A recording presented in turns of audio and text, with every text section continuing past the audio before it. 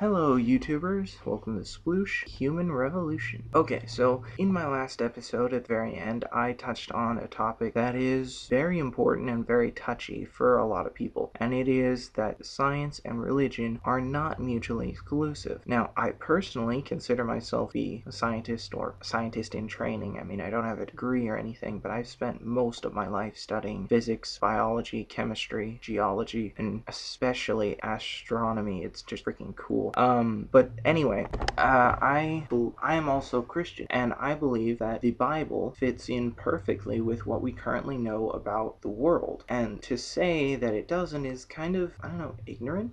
Also, the Bible gets a lot of flack for being hateful, but I would like to remind people that most of the hateful bits are in the Old Testament, and the New Testament is literally 80% love, peace, blah blah blah, and 20% believe in Jesus. So I mean, maybe that's a bit of a childish breakup, but that's the way it reads, and you know, that's kind of the important thing. As far as the Old Testament, if you want to get gripey, you should go griping at the Jews, because it's a Jewish book. The Old Testament was adapted from, I think, 3 Jewish books. The main one is the Torah, that's the big one. The other 2, the Talmud, and the third one, I forget if there is a third one. This is old stuff I'm bringing up, and I know most of you probably understand this, but still, I just wanted to gloss over that. In any case, Christianity actually makes a lot of sense with science, and the reason I'm covering Christianity specifically is because we only have so much time in this episode. I'll get to other religions later, but Christianity is the #1 religion, both in following and, you know, just like basic things people think of. So I'm gonna cover that first. Okay, so the very first thing people gripe about Christianity is that it says the earth is 6,000 years old. Well, it doesn't. Nowhere in the Bible does it say that the earth is 6,000 years old.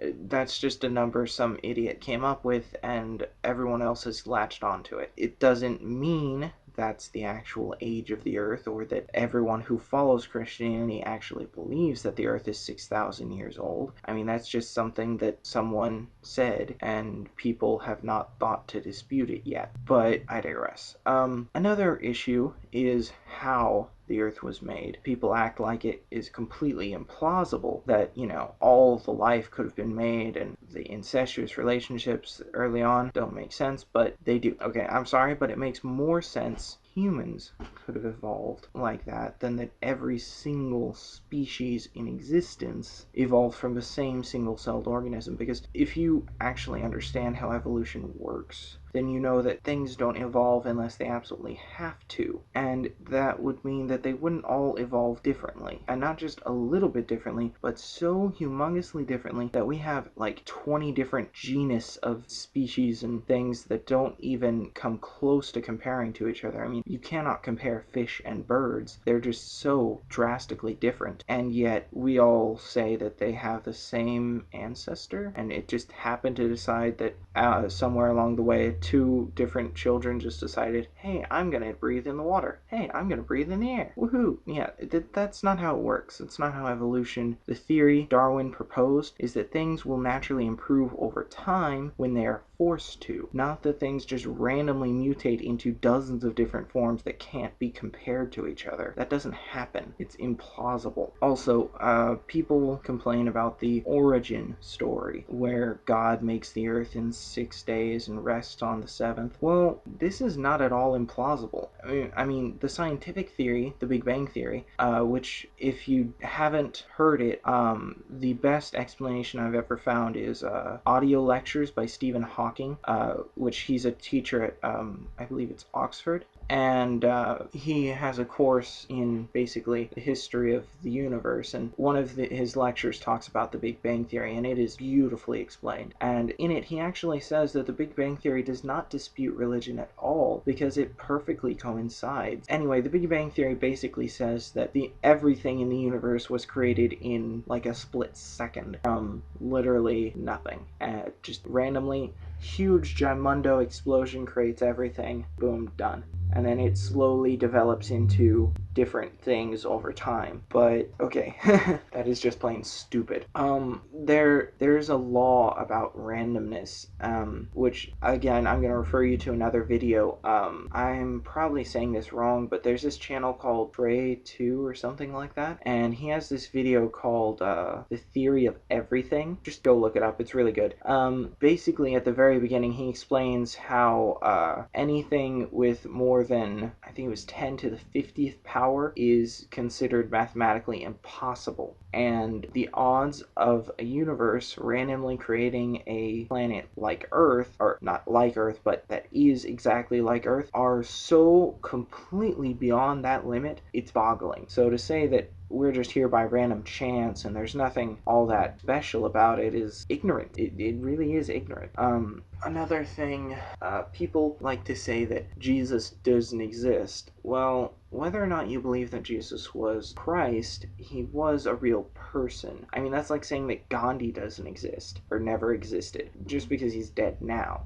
I mean, people knew him, people wrote about him. He went around the country, multiple countries, talking, preaching, teaching. I mean, whether or not he was Christ, he was a real person. We have records. I mean, you can't be that ignorant. Come on. Also, what else do people complain about?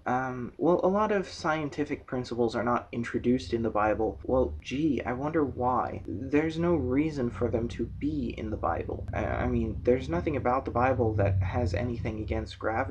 I mean, it doesn't explain how gravity works, but it doesn't say that there is no such thing. There's nothing about it that disagrees with anything in science. A lot of people complain that the Bible doesn't reference any other planet, so it just kind of stuck in the mud there. But again, that's not true. First of all, the Bible does frequently speak of other worlds, but also, just because it doesn't mention it doesn't mean they're saying it doesn't exist. I mean, they knew about planets by the time the New Testament was written. The Greeks had already discovered planetes, or wanderers, which are basically little balls of light they saw in the sky that moved around, and so they called them wanderer, planetes, which evolved into planets after a time. And that was the Greek thing, which happened way early on in human history, and we knew about astronomy quite a bit at the time. So I mean, we weren't as knowledgeable as we are now, but we knew that other planets existed and that they did things that we could observe and things that we couldn't observe, and it was interesting. People like Aristotle devoted a good portion of their life to studying the planets. And by the way, Aristotle is older than a good portion of the Bible. By the way, I'm talking about the New Testament, not the Old Testament. The Old Testament is freaking ancient. It goes back to early Egypt, really early. But the New Testament is, well, I mean, that's like 2,000, 2 or 3,000, yeah, 2,000 years old. And it's not that old, really. I mean, it was just at the, well, not even the beginning of the Roman Empire, because Caesar had already lived and died before that. So Rome was already established by the time, was already established as a global empire by the time Christianity rose into prominence. So really, it's kind of silly. Another thing people complain about is the different versions of Christianity, and I agree that it's kind of weird to have so many different versions of something, but it kind of makes sense. See, originally Christianity was based on the idea of following Jesus Christ into the afterlife. Basically, if you did things the way he would do them, you would get into the afterlife, and that was the whole idea. And that was what people latched onto, is that they would go to heaven. But the Roman society didn't like this idea because they had their own pagan philosophy, you know, with all the gods, Jupiter and Venus and all that. And they had their own philosophy that they wanted to keep, and they didn't want anyone getting in the way.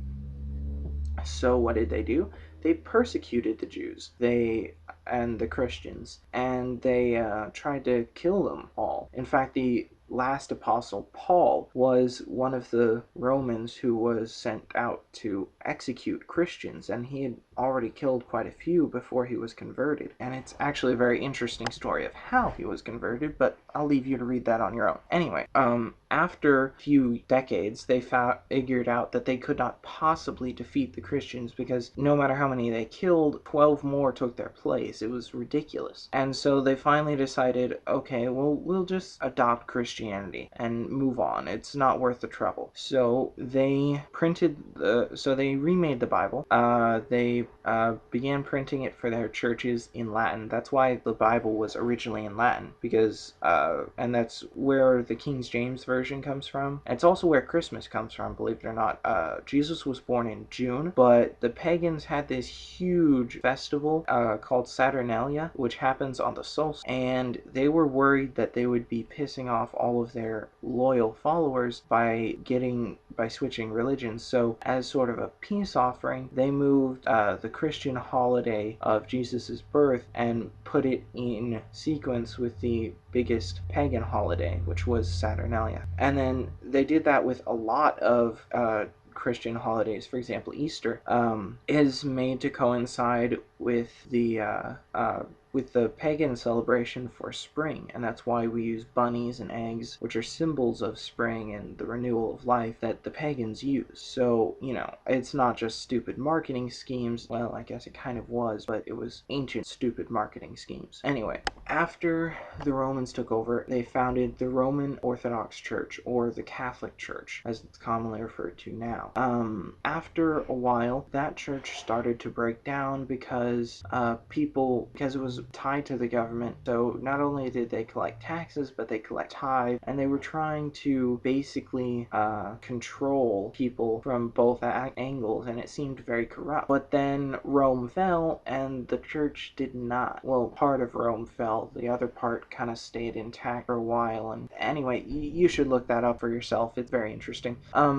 But Rome went on to, or the Roman Church rather, went on to control most of Europe, even unto this day. Other countries like France and Britain emerged out of that and took up their own banners and did their own things, but they still were tied to the church quite a bit. And then a few different kings tried to get rid of the church, and there were some unsettling things. But then, with the discovery of the New World, new possibilities open up. People could leave Europe, which was completely dominated by Catholicism, and come over here and practice what they really believe. And that was when a man named Martin Luther posted his complaints to the church on their door, and he explained to them that you can't behave in such a corrupt manner and call yourselves men of God. God doesn't care about money. He doesn't need it. So why should you? And the whole thing with the Pope is very, very corrupt. God does not choose the Pope. A group of cardinals choose Pope, and it's just a figurehead, really. It's supposed to be a direct link between God and man, but that's obviously hoopla. So basically, the Protestants came over to America, and in each different colony, they had their own different way of looking at it. So, yeah, it kind of makes sense that there is separation in the Christian faith, because originally there was this corrupt government kind of controlling the Christian faith, and then they kind of broke away from that, and everyone all at once wanted to adopt their idea instead of the corrupt version, and everyone had a different idea, so kind of just split off from there. A lot of people question the name John the Baptist. Like, doesn't that mean Baptists were around all that time? No, it doesn't. Baptists were not around until very recently, just like all the other Protestant faiths. John the Baptist was a Jewish Baptist. He baptized Jews in their ceremony and their method. The Baptist Church does adopt that method, but they didn't invent it. They don't own it. It's just something they use. Another thing is that there are a lot of weird splits on the Christian faith. For example, Mormonism. That, honestly, if you've read the Book of Mormon, it is weird. But they think of it as a sequel to the Bible. And that's, they're entitled to that opinion. But it just strikes me as very odd, some of the things that are presented in it. But it does actually correlate to a lot of things that are said in the Old Testament. So it's hard to say really whether or not it's as crazy as it initially sounds. For an example, Mormons, if you don't know, are encouraged to have multiple wives. They're not allowed to drink or party, but they do have the belief that if they are perfect Mormons, then they go to the 5th level of Mormon heaven and become God themselves. So yeah, very, very outside of Christianity there. We want to tie in some science here. So name a principle of science that that you think contradicts Christianity, for example, evolution. Now, I've already explained how evolution is not what most people think it is. The idea that all life descended from the single-celled organism in the middle of the ocean in the cosmic abyss, no, that's not evolution. That's not Darwinian evolution, at least. Darwinian evolution is natural selection, the idea that things improve and change over time, but only if they have to. For example, polar bears originally were black, but then a couple of polar bears were born white, and then they survived better because they could hide in the snow and sneak up on their prey. Okay, so then those polar bears lived and their children were white, they lived and their children were white, and the black polar bears didn't live as long and they didn't produce as much, so they eventually got worked out, and now all the polar bears are white, which makes sense. I mean, that's a perfectly reasonable thought process. But saying that polar bears, fish, seagulls, and people are all descended from the same amoebic life form, that's too much of a stretch there. And also, a lot of the stories about the origin of humanity are just plain weird. For example, they believe that people originated in Africa and migrated up into Asia and Europe, across the ocean over when it was smaller, I guess, over the Atlantic back before it was as big as it is now, and just kind of roamed around and populated everything. But that sounds so stupid. And also, there are groups of humanoids who did not begin in Africa. For example, Neanderthals were just European. They had no roots in Africa or Asia, but they were there in Europe before the Homo sapiens supposedly arrived. And, so that little theory doesn't make a whole lot of sense. And, okay, one thing that kind of ties Christianity to real life, Mesopotamia, the earliest civilization known to man, is, well, it's in the Middle East, in, I guess it would be Iran now, I think. Basically, if you read the Old Testament in the book of Genesis, it says more or less where the Garden of Eden was, and it corresponds so closely to the ancient city of Mesopotamia that I think maybe that's what they were talking about. For those of you who don't know, Mesopotamia is the oldest civilization in the world. From it, we get books like, we have a couple of records of, like, the Book of Gilgamesh, which speaks of Gilgamesh, who was a king. He searched for immortality, and he went out around the world, which basically was the Middle East, and in search of a way to achieve immortality. What he found instead were legends of an ancient flood that decimated the world, and he brought those legends back to his people and spread them around. Now, keep in mind, this book is older than the Old Testament, so the story of Noah was around before Moses wrote it down. But like I said, Mesopotamia is in exactly the spot that the entirety of human life was said to originate, and that is pretty reasonable. Another thing people are confused about is early on in the Bible, it talks about how Cain killed Abel and then fled from his parents and married what's her name? Something like Zebethus, or it's a weird name. But people are like, well, who was that? Where did she come from? Well, there are two theories. One, believe it or not, the commonly distributed book of Genesis is not the only version. There's another version that talks about how the world was divided in two parts. One was the haven of Eden, and the other was the world at large. And God kind of separated the two because he didn't want the outside to contaminate the inside. Now, as part of this book, originally, God made two people, Adam and Lilith, and Adam and Lilith did it, but then she fled because she didn't like him, which is kind of reasonable and also kind of horrible. I mean, the whole fate of your race rests on you reproducing, and the very first thing you do is say, nope, I'm gonna leave through the rest of humanity. We can all die. I'm not into that. I mean, that's just plain terrible. So then she gets replaced with the whole story of Eve. And so one theory is that version of the book is the real one, and that the world outside was populated by the spawn of Adam and Lilith for untold amount of time before Adam and Eve were tossed out of the garden and started aging and whatnot. Now, I personally don't know if this is right. I don't think it is. But another theory is Jewish people did not value women way back when. So when it lists genealogy, it only lists man, it lists male to male. It lists father, son, grandson, etc. But it doesn't list the women. So that woman with the weird name could have been Cain's sister, and they just didn't say anything about her earlier because it didn't matter because she didn't exist until she got married. that was how their culture was.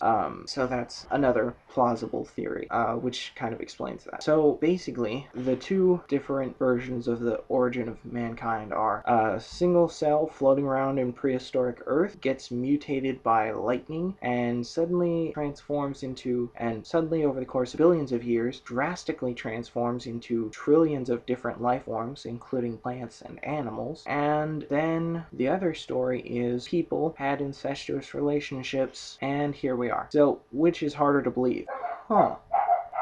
And ancient philosophers will tell you that the simplest explanation is almost always the correct explanation. And the harder you have to look for an answer, the less likely that answer is any validity to it. A very interesting conundrum that you face with that. I mean, you can either accept the story of people doing terrible things with each other, and then here we are, or you can accept the story of, well, this little bug became this plant, and then this fish, and then this ape, and then that ape became us. Well, okay, kind of stupid there, but whatever. And actually, the two versions make a lot of sense together. The story of humans originating in the Middle East and then expanding outward is incredibly similar to the story that people originated in Northern Africa and then expanded outward through the Middle East. By the way, when I say Northern Africa, I mean Egypt and the surrounding area, which is the theory amongst scientists. And that kind of doesn't make as much sense. Okay, so the human race is decided to be divided into three separate species,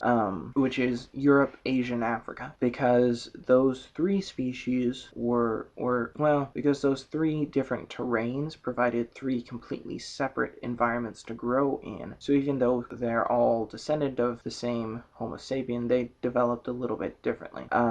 But not drastically differently. I mean, you can look at a tall African man and then look at a short Asian woman, and you can tell that they're both still human. I mean, there's a few differences here and there, but they aren't that different. And the same goes if you throw in a white guy, which I am so offended by the fact that people think all white guys are the same. We are not all the same. There's a lot of differences and a lot of different groups, but whatever. Europe, we'll start there because that's, let's start with Africa, because they believe that's the oldest group. In Africa, people grow taller than they do in the African race is typically taller than the other two races, and they have dark skin to repel so that they don't get burnt in the harsh sunlight, and they have typically strong muscles because they work for a living. They have to farm and whatnot, because they don't have the resources to develop advanced technology, or they didn't until recently. That's something that kind of sets them apart from the other two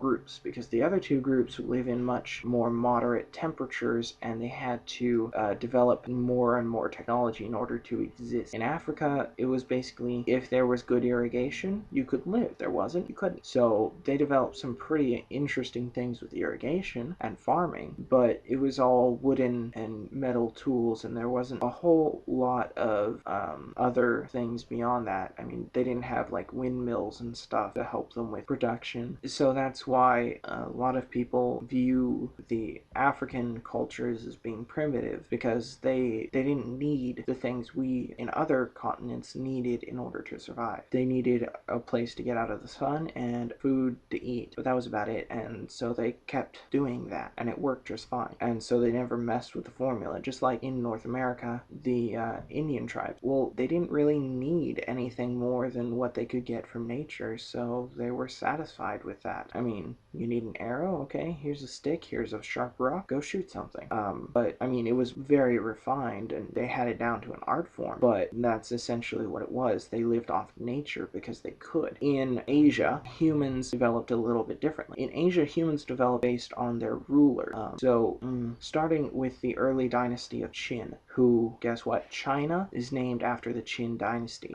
There were people in the area that is known as China before Qin took over, but when when he took over, he completely dominated them. He erased all their history book, all their book period, and rewrote everything to be systematically his. Only a handful of scrolls survive that purge, and there's a lot of writings that tell about it. And basically what they did is they burnt every book they could find, every scroll, and anyone who wouldn't give up their scrolls was killed and tossed on the heap. So yeah, it was bad. But Qin united the country. He created a uniform law, created better farming and whatnot, and he gave a military to protect the people and sometimes to harass the people. But basically, he conquered that area. He controlled it. It was his. And he made sure everyone thought that way too, because he taught everyone that their life was to the emperor first, and to their family second, and to themselves last. So that was the belief in China for eons, was that your life belonged to your country, belonged to your emperor, and he could do with it whatever he wanted, and you should be honored to let him do so. And that has a little bit of an effect on their physical evolution, but because technologically speaking, they evolved things like farming and fireworks. I mean, Asia was incredibly advanced because they wanted it for the glory of the emperor. They also had some environmental factors, for example, bamboo forests and mountain ranges and things that completely got in their way of their progress. And then there were marauders from countries all around. And I don't mean to talk about just China because it's not the only important country, but what Qin did influenced every other leader in Asia after that. Even Attila the Hun had that same kind of mentality over his people. Even Genghis Khan, who was considered a benevolent ruler, he still ruled that same way. And it even extended into Japan and Korea, Vietnam. They all had that same mentality, and it affected the way that they developed their society. And it affected the way that, and of course their society affected the way that they developed physically. So they weren't as tall as other groups because they didn't have as much protein. Why? Because there were too many people, and all the best things had to go to the emperor. It was all for the glory of the emperor. So all of their meat went to the emperor, so they didn't have as much protein. That's why their diet is primarily rice, because it gives you plenty of calories to work through the day, but without fattening you up. And it's vaguely filling, I guess, but you know, it's just a high concentration of calories and not much else. And that's why rice is such a big deal in Asia, is because that's what the workers ate in order to keep working. But also they had things like monsoons, which a lot of people have noticed that Asians typically have a flatness to their face that the other two races do not. And that is because of the monsoons. Over thousands of generations, their faces were pushed back by harsh wind and rain every year. I mean, it got a little bit flattened. Also, things like martial arts, which developed in Asia, um, again affected the way that their body developed. Um, and one thing I say, how their culture affected their physical form. Well, you know how Asian women are typically considered to be small and petite in general? Well, that's because that's what they wanted back in the day. So Asian women would have their feet wrapped up very tight early on, so that they would be grow, so that they wouldn't grow very much. And if your feet don't grow very much, then the rest of you can't grow very much either, because your feet have to support the weight and height of your body. So they basically forced the women to stay small and throughout their entire life. That's not something we would do in a Western society, but to them that was normal, and it affected the way the women developed over the years. And because it affected the women, it also affected their male children, and they ended up being smaller too. It's just something interesting to think about. In Europe, people had a much more moderate development. There wasn't so much an issue of hot sun, but the more risk was freezing to death, because Europe is way up on the northern hemisphere, so every part of it gets really, really cold in winter. I mean, some bits like Spain aren't as so bad, but I mean, you can still get snow in Spain or Italy or wherever. I mean, it's not likely, but it can happen. You don't get snow in Africa. It just doesn't happen. So in the winter time, which was actually a larger part of the year because of their position in the way up in the northern hemisphere, they had to worry about the cold. cold. And so they basically went around wearing huge coats and furs all the time, and they never got exposed to the sun, so they didn't develop sun blocking skin cells like they did in Africa. And they didn't have so much the same issues with the government, because European society started off with Greece, and Greece had a huge slew of different societies right off the bat. I mean, you had a democracy, an oligarchy, a monarchy, and a theocracy, all spread out over this one country. And I use the word country loosely because it was just a bunch of city-states that sort of kind of worked together for some reason, and that was how it was. And then, Rome took over, and they had a republic, which was kind of the same thing. I mean, if you were a citizen, you could vote on who was in charge, and thereby improve your lot in the world. If you weren't a citizen, then you were SOL, but it was better than nothing. And I mean, even though the Roman Empire collapsed and got replaced by a bunch of smaller monarchies, the Europeans never really lost that mentality of personal thought and personal value. And that's why revolutions like the American Revolution, French Revolution, those took place because they were tired of the monarchy. They wanted to live their own life. That could never happen in Asia. People don't think the same way. And so it also affects the way that they develop. Now, I'm sure you're thinking I've gotten way off topic. You're wondering how this has anything to do with science. I just wanted to show that the development of people in different groups is just as explainable using the origin of Christianity as it is using the origin of evolution, I suppose. But it's not evolution. I don't know what you would call it, the tree theory, I guess, when I'm going to refer to it, because they always show this weird twisty tree where all the branches connect.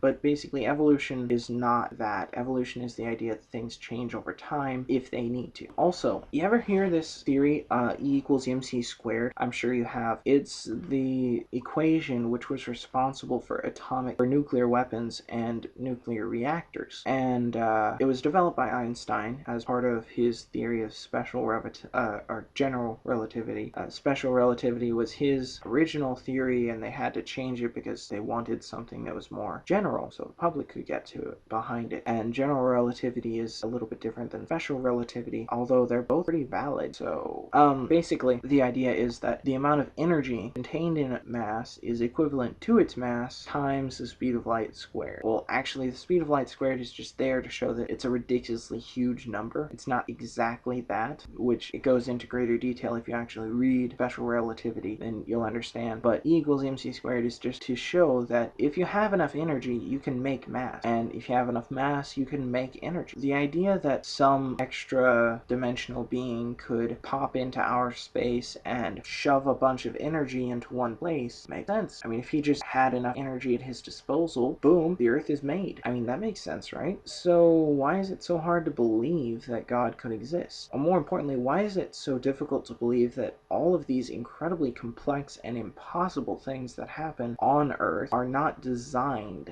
It just seems so much more plausible that a creator had his hand in this. And the idea of a creator is not foolish at all. I mean, just because it didn't come from this dimension doesn't mean it didn't have its own origin, which, I mean, that's just a whole nother topic. But that brings me to my last point. The multiverse theory is a scientifically proven or mathematically proven theory which states that there is a universe for every single possibility and every single impossibility. I'm sorry, but a deity has to fall into one of those categories. You can't be, I mean, possible covers everything that can happen, impossible covers everything that can't happen. A deity has to fall into one or the other. There is no third option. So a creator or a deity or whatever would have to fall into that category. And a lot of you are thinking, oh, well, that confirms every religion then, so why is Christianity right? And the reason is because Christianity also accepts other deities. It just doesn't respect them. Okay, for example, the Jewish Bible talks a lot about how people see the face of God and how they struggle with God and things like that. But it doesn't talk about one God, singular. It talks about lots of gods. But the only one that they actually worship is Yahweh, or the King of the gods, the God among gods. That's kind of the same thing that goes into the New Testament in Christianity. There are a lot of things where it says, well, for example, that old gospel song, "Our God is an awesome God." Isn't he the only? No, he's not the only God. He's just the best. He's the king of the gods. He's, well, it'd be like if you followed Greek mythology or Greek paganism, but you only worship the oldest, most powerful deity, which I think would be Gaia, maybe? No, Gaia and Uranus were born from chaos. Nick? No, not Nick's. I'll look it up. Maybe post it in the comment, in the description. But anyway, there's an ancient deity in Greek culture that controlled the chaos before everything else was formed. It would be like following Greek culture, but ignoring all of the other gods and acting like they don't exist because they aren't as powerful as that one. Well, it's the same thing here, except that God is so much more powerful than all of the other deities that they aren't even worth discussing. And that makes sense because God is displayed as being multidimensional, omnipotent, and omnipresent. So multidimensional or pan-dimensional means that he can travel between and exist in multiple dimensions at a time, which is shown because he can travel between heaven, hell, and earth and exist in more than one at a time. Sometimes he does, sometimes he travels exclusively, and sometimes not. Also, he's considered to be omnipotent, which means knowing everything. I'm sorry, but you can't get any more impressive than knowing literally everything, past, present, future. And he's considered to be omnipresent, which means present everywhere. I'm sorry, but if you know everything and you are in every place, how could anyone possibly top that? And not only that, he has the power to create and thereby destroy an entire universe all on his own. I mean, it does not get more impressive than that. The Greek deities, oh yeah, Zeus could throw thunder and break a city, but how does that compare to creating the whole freaking planet? I mean, really. Or the Hindu deities, I mean, they are a lot of Hindu deities, and they have a lot of different things going on, but there's not one particular one that really stands above and would be comparable to the Jewish god Yahweh, which is the same as the Christian god. And by the way, I just want to point out that Islam is basically a branch off of Judaism. It's the same basic principle. The word Allah is just means God. I mean, it's just their word for God. It's not a separate thing. And they have their own traditions and culture that is totally interesting, but it basically follows a lot of the same things as the Jewish book. I'm inclined to believe that those are just two different versions of the same belief, and they just look at themselves as being separate. So basically, the multiverse theory says that anything that is possible in our universe must exist in every possible variation in another universe, and everything that is impossible in our universe must also exist in every possible variation in another universe. And the second use of the word possible in both cases is outside of our universe, therefore it covers everything. Because outside the laws of physics we are bound by, anything is possible if you leave behind our physical limitation. Physics in our world is very limited, and there are only certain things that can happen. But outside of our world, outside of our small plane of space-time, there's so much that can happen. With fourth and fifth dimensions, maybe you have 3 dimensions of time and 5 dimensions of space. If you don't know what I'm talking about, go watch Minute Physics. They do some great explanations about how the dimensions work,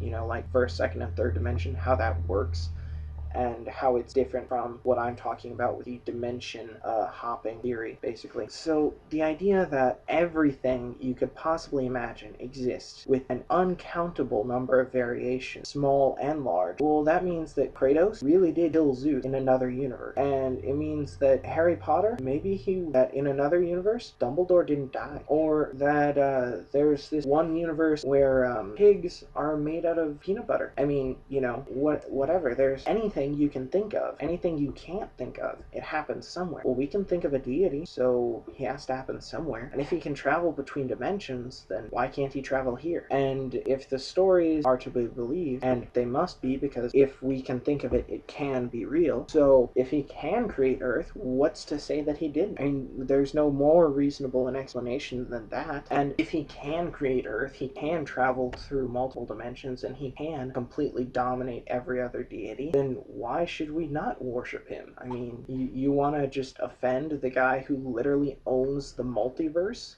That sounds stupid. So that's how I look at Christianity. It's not about, I mean, it's about living a good life and paying homage to the most incredibly powerful thing in the multiverse. And I can't see how anyone could have a problem with that. A lot of people say things like, well, if God is real, then why do bad things happen? Nowhere in the Bible does it say that God will stop bad things from happening. Nowhere. As a matter of fact, there are several several books where he specifically goes out of his way to avoid stopping bad things. For example, the book of Job.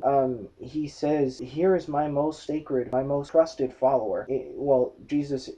God is talking to Satan, and he tells Lucifer that, you know what, here is my greatest follower. If you can do whatever you want to him, try to turn him. I bet you can. And the whole book of Job is just showing all of the terrible things happen to Job because Satan is screwing with him. And it goes on for like a year or something, and Satan just keeps messing with him, and God does not intervene at all. And then finally, Job never abandons his faith. He stays true. And then finally Satan just gives up, and he's like, fine, I can't turn him, but I can turn other people, so what's the difference? And God says, fair enough, whatever. And he restores Job, and he kind of like gives him everything he deserves for sitting through that punishment without wavering. And that to me has always been inspirational, because I personally had a very trying childhood. I'm not going to go into it because it'll sound like a sob story even though it's not, but basically it was very, very hard for me to go through life and not give up. But then I read that book and I'm like, well, if this old fart can deal with all that, then why can't I deal with this? And whether or not you can find solace in the Bible, you can at least try to understand it from a non-objective standpoint. And I mean, you can feel free to post whatever you want in the comments, but I find no part of Christianity that is in conflict with science. And especially if you accept the existence of a deity, then literally nothing is impossible. I mean, if there's a deity that can create the earth, then of course he can do anything else he wants to. What difference does it make if the land is covered in water? Well, I mean, that kind of makes sense. Scientists believe that the earth was once covered in water with no land on top. There are fossils at the highest peaks of mountains that are fish. So why is it hard to believe that all the land used to be under the water, but you believe that all the land used to be under the water? I mean, that's just a very stupid way of looking at it. Just because we said it, it's wrong, but if you say it, it's right, and we're saying the same thing. And the way that God talks about